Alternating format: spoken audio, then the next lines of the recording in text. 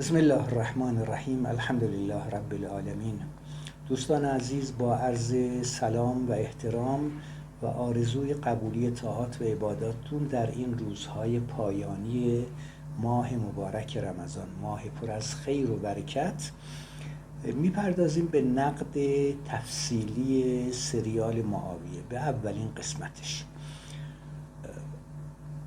ببینید، در اولین قسمت این سریال صحنه ای رو میبینیم که کاملا عادی، صحنه زایمان یک خانم هست در منزل، همسرش حضور داره، دیگران حضور دارن، یک صحنه کاملا عادی. دقت بفرمایید، تأکیدم روی اینه، یک صحنه کاملا عادی هست، صحنه زایمان یک زن که یک فرزند متولد میشه، پدرش این فرزند رو در آغوش میگیره، اسمش رو میگه معاویه و بالاخره.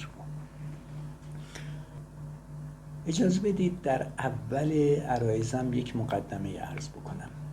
یک کلام بسیار سوزناک، یک درد دل بسیار عمیق از امیرالمؤمنین در نهج البلاغه می‌بینیم که امیرالمؤمنین فرمود: انزلنی الدهر ثم انزلنی ثم انزلنی ثم انزلنی حتی قیل علی و معاویه. میگه روزگار منو اینقدر پایین آورد، اینقدر پایین آورد تا اینکه گفته شد علی و معاویه، یعنی علی و معاویه رو در یک سنخ قرار دادن، با هم قیاس کردن. آیا علی و معاویه قابل قیاس هست؟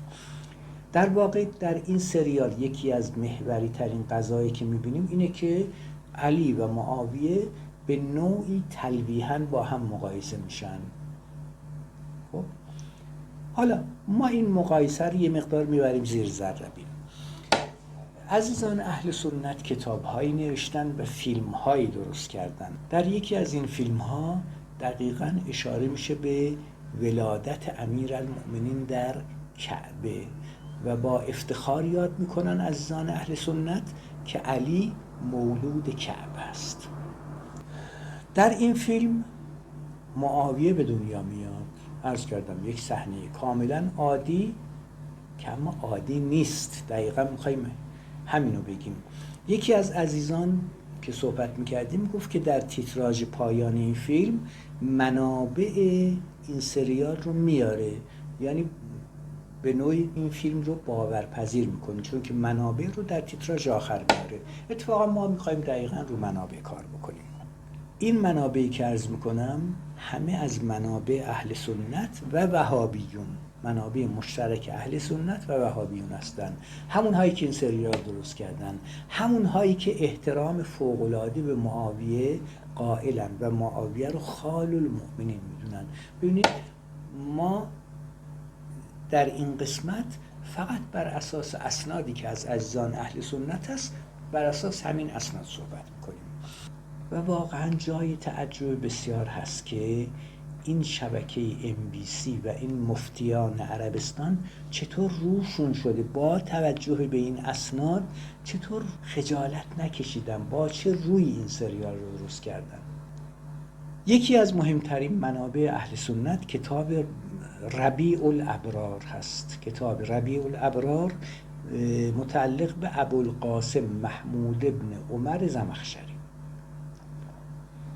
که متولد 467 و متوفای 538 است. در جلد 4 صفحه 275 این کتاب این سند رو میبینیم و این سند رو تقدیم میکنم خدمتتون. میگوید: و کان معاویه یعزا الی 4. معاویه نسبت داده میشد به 4 نفر، یعنی پدرش معلوم نبود. فلذا چهار احتمال در نظر می گرفتن که معاویه احتمالاً فرزند یکی از این 4 نفر باشه. یعزا الی 4. نفر اول کیه؟ الی مسافر ابن عمرو. اولین پدر معاویه مسافر ابن عمرو بوده. دومین پدر کیه؟ و الی عمارة ابن ولید. کسی به نام عمارة ابن ولید به عنوان یکی از پدران احتمالی کیه؟ معاویه. نفر سوم کیه؟ و الی العباس ابن عبدالمطلب. عباس ابن عبدالمطلب باز یکی از پدران احتمالی معاویه است. نفر چهارم کیه؟ و الی الصبا، یک شخصی به نام صبا. خب جمع بکنیم مطلب، دقت بکنید. معاویه به 4 نفر نسبت داده میشه در اسناد خودشونه، در اسناد خودشون. ببینید حرف من نیست. و کان معاویه یعزا الی 4، این 4 نفر مسافر ابن عمرو، عمارة ابن ولید، عباس ابن عبدالمطلب و صبا، این 4 نفر. حالا من از شما میپرسم ابو سفیان اینجا چه کار است؟ اصلا حرف اسم ابو سفیان به گوشتون خورد تو این سند؟ ببینید ابو سفیان نیست دیگه اینجا. مثلا یکی از اینها رو اشاره میکنه، متاسفانه شرم‌آور گفتن اینها، یعنی من خودم شرم میکنم اینها رو در مقابل دوربین بگم، ولی این متاسفانه اشخاصی که اینقدر عقل ندارن که لااقل این فساد رو پنهان بکنن و میان رو میکنن، ناچار میکنن که ما یه همچین مطالب رو بگیم. ببینید نفر آخر که گفتیم اسمش صباح بوده. صباح خواننده سیاه پوستی بود که متعلق به عمارة ابن ولید بود، یعنی پدر دوم معاویه. پس صباح متعلق به، یعنی برده‌ای بود متعلق به عمارة ابن ولید. و از این طرف صباح اجیر شده ابو سفیان بود. کان ابو سفیان دمیما قصیرا، زشت و کوتاه قد بود. ولی برخلاف اون چی که در سریال میبینید، اینجا میگه ابو سفیان هم زشت رو بود هم کوتاه قد بود. اما صباح چی بود؟ شابا وسیما. صباح که در استخدام ابو سفیان بود خیلی جوان و خیلی زیبا بود. دقت بکنید این جمله رو از کتاب‌های خودشون. صباح که شابا وسیما بود، فدعته هند الی نفسها. هند یعنی هم مادر معاویه صباح رو دعوت کرد به خودش، یعنی دعوت کرد به چی؟ به زنا. پس ببینید الان در این کتاب ربیع الابرار هیچ اسمی از ابو سفیان نیست، با اینکه هند همسر ابو سفیانه اما نامی از ابو سفیان نیست. یعنی به عبارتی، باز شرم میکنم بگم، معاویه حاصل ارتباط گروهی بود، یک زن با 4 مرد. ابو سفیان چه کار است؟ ابو سفیان همسر هنده.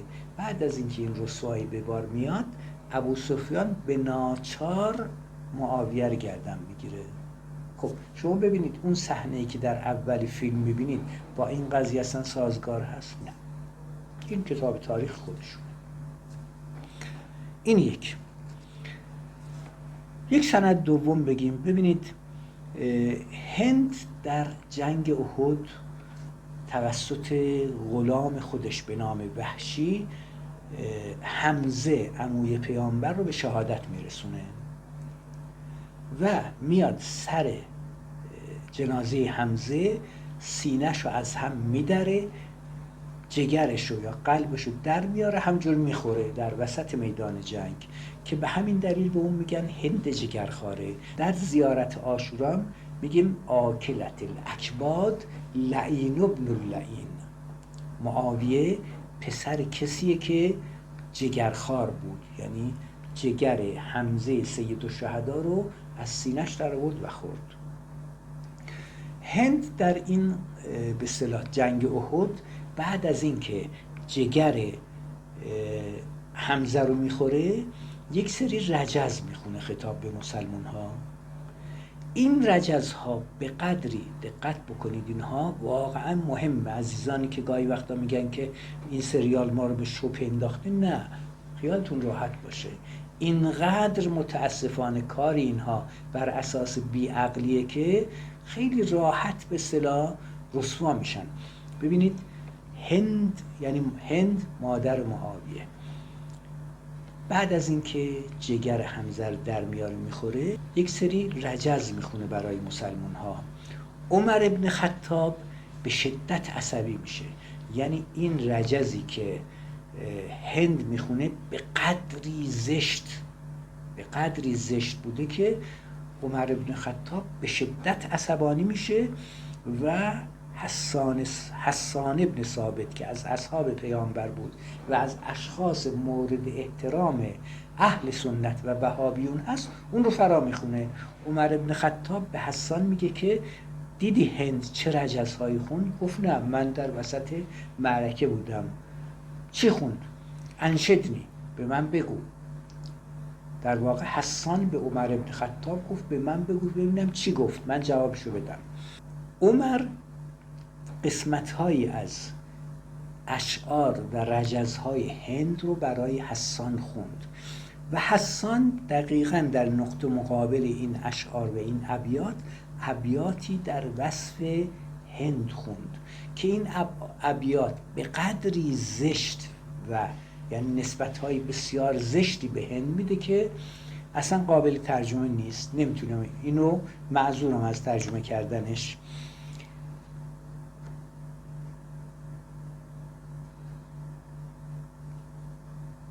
و این اشعار رو دقت بکنید.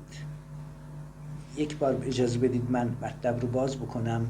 عمر ابن خطاب به حسان ابن ثابت میگه که هند این اشعار رو سروده و حسان ابن ثابت به درخواست عمر ابن خطاب چیکار میکنه؟ اشعاری بسیار زشت در وصف هند میگه و همه این ماجرا رو در تاریخ طبری، در تاریخ الرسل و الملوک که متعلق به ابی جعفر محمد ابن جریر طبری هست، از مهمترین کتاب‌های تاریخی اهل سنت هست، این داستان رو در اونجا میخونیم. یعنی این داستان، باز گفتم، از طرف ما نیست، ما معذوریم. کی گفته؟ محمد ابن جریر طبری که مورد اعتماد قاطبه اهل سنت و وهابیون هست. حسان ابن ثابت اشعاری میگه در وصف هند که این اشعار رو محمد ابن جریر طبری در تاریخش آورده و عرض کردم به هیچ عنوان قابل ترجمه نیست. فقط یکی دو بیتش من عرض میکنم خدمتتون. حسان ابن ثابت به دستور عمر ابن خطاب شعری میگه در وصف هند، یکیش اینه: و نسیت فاحشة اتیت بها یا هند ویتک صبت الدهر. ای هند، یادت رفت اون عمل شنیع و پلیدی که انجام دادی و یک مولود بسیار خبیث به دنیا آوردی در اثر این رابطه به اصطلاح غیر معمول و غیر عرفی. بعد در بیت بعدی میگه که همه قابله های این شهر میدونن که این فرزند یعنی معاویه رو تو از کجا آوردی، از این فرزند حاصل کدوم رابطه است. اینم از تاریخ طبری که عزیزان گفتند سند، اینم سند.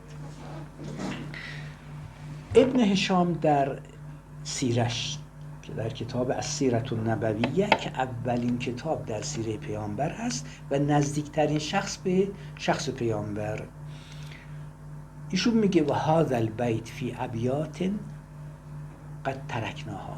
این دو تا از این بیت ها رو میاره ابن هشام، یعنی دو بیت از این کل شعر رو میاره.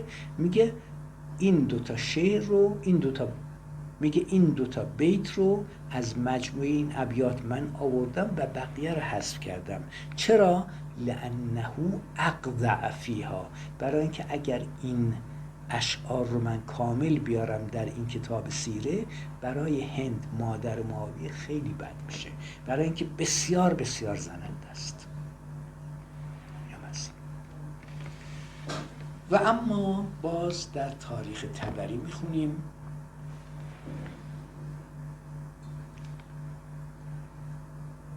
باز در این اسناد رو انشالله میدیم خدمتتون. زیاد ابن ابی کسی که اصلا پدرش معلوم نبود، فلذا نمیگن زیاد پسر کی، میگن زیاد پسر باباش. این زیاد ابن ابی مفعول، زیاد پسر باباش. چرا میگن پسر باباش؟ برای اینکه معلوم نبود باباش کیه. این زیاد ابن ابیه. معاویه نامه‌ای می‌نویسه به زیاد ابن ابی و به زیاد ابن ابی میگه که مادر تو زناکار بوده. زیاد ابن ابی در جواب نامه می‌نویسه که معاویه باشه، مادر من زناکاره، تو چی؟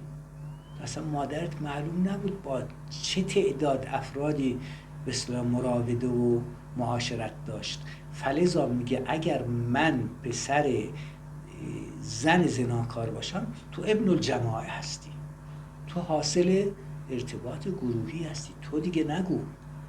اینم از فرمایش زیاد ابن ابی. زیاد ابن ابی از اصحاب پیامبر و مورد قبول و احترام اهل سنت و وهابیون است.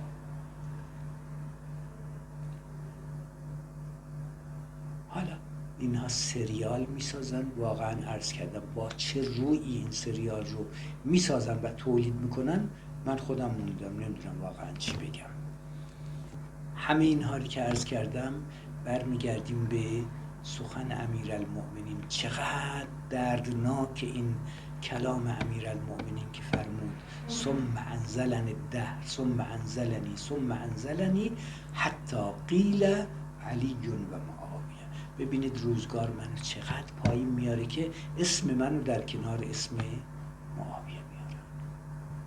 در پایان یک آیه از قرآن شریف خدمتتون عرض میکنم. قرآن میفرماید فماذا بعد الحق الا الضلال. قرآن میفرماید اگر ذره از حق کنار رفتی غیر از گمراهی هیچ چیزی نصیبت نمیشه. مصداق بارز این آیه رو در سازندگان و نویسندگان این سریال میبینیم که با کمال بیشرمی موجودی به این خباثت رو اومدن براش سریال درست کردن که چرا؟ الله اعلم. انشالله در جلسات بعدی باز در خدمت شریفتون خواهیم بود. منتظر نظرات، پیشنهادات و انتقادات شما هستیم. اگر برنامه‌های ما را پسندیدید لطفاً کانال ما را سابسکرایب بفرمایید و فایل ها رو لایک بکنید. ممنونم. خدا یار و نگهدار.